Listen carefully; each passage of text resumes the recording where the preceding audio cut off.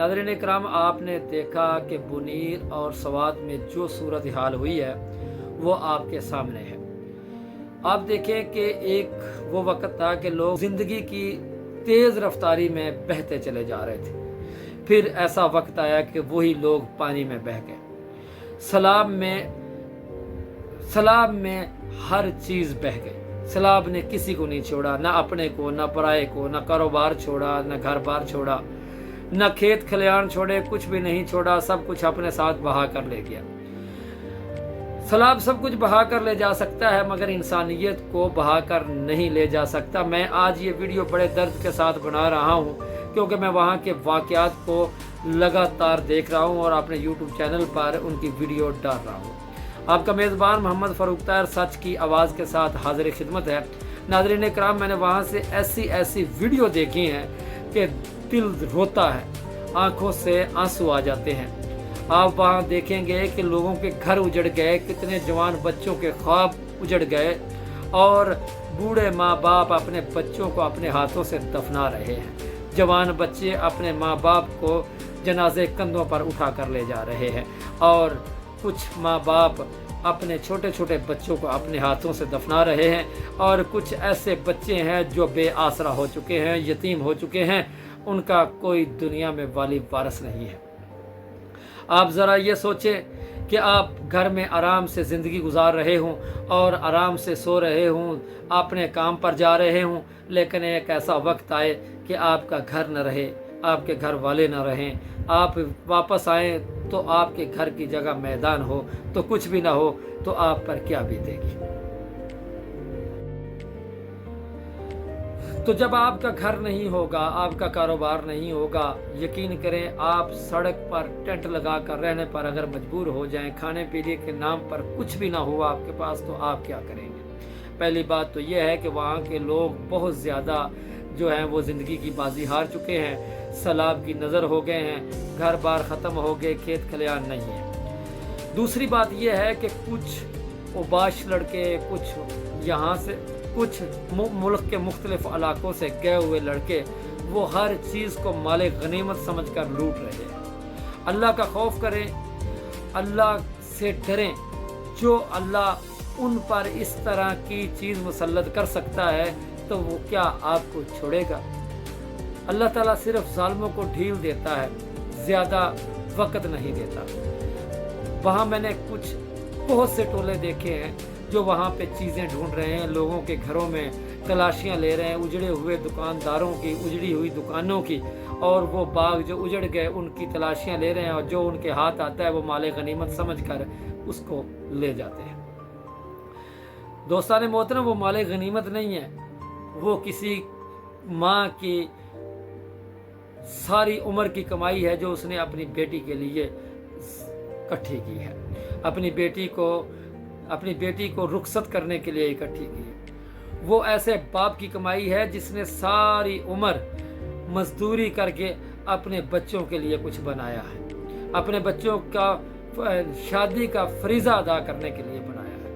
वो ऐसी दौलत है जिस पर खून और पसीना एक हुआ है, वो माले गनीमत नहीं हो सकती।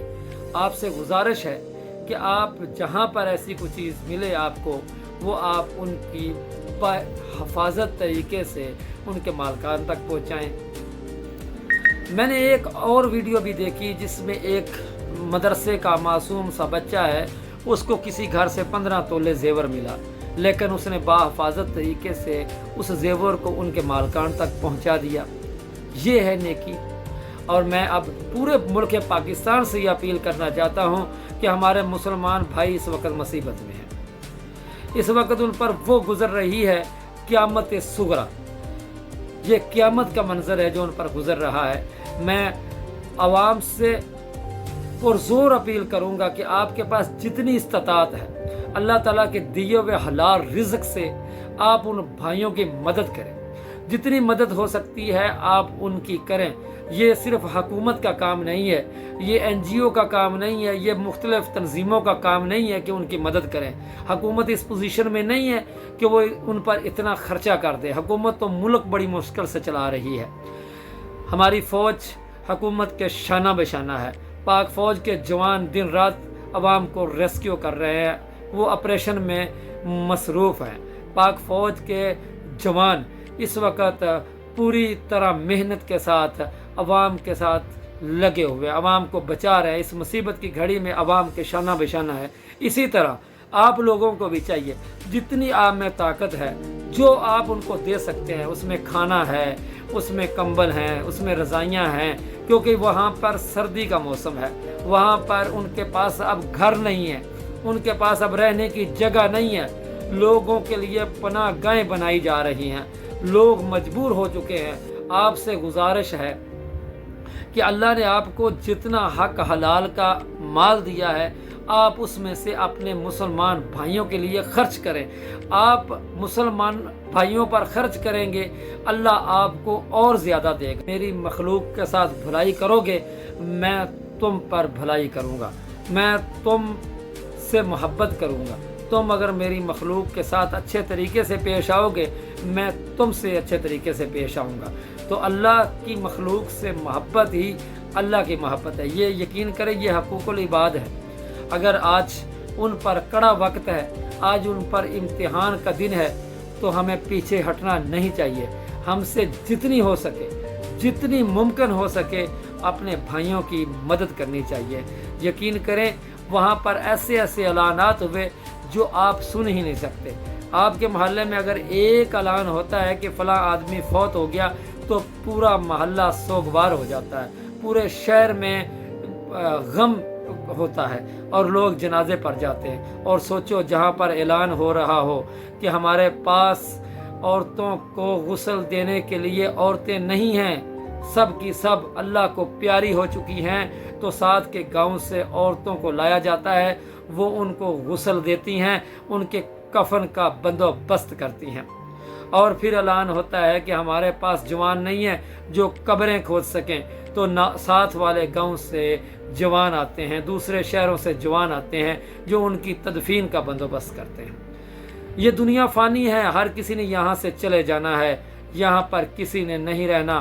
میرے اللہ سے توبہ کریں، اور جو چند دن کی زندگی ہے، جو 4 دن کی زندگی ہے، اس کو صحیح طریقے سے گزاریں۔ اللہ تعالیٰ کی طاقت بے پناہ ہے۔ ان اللہ علی کل شیء قدیر، وہ ہر چیز پر قادر ہے۔ آپ اس کے سامنے کچھ نہیں ہو، تو دنیا پر رہتے ہوئے کسی پر ظلم نہ کریں، اللہ کے دیے ہوئے رزق سے آپ خرچ کریں، اور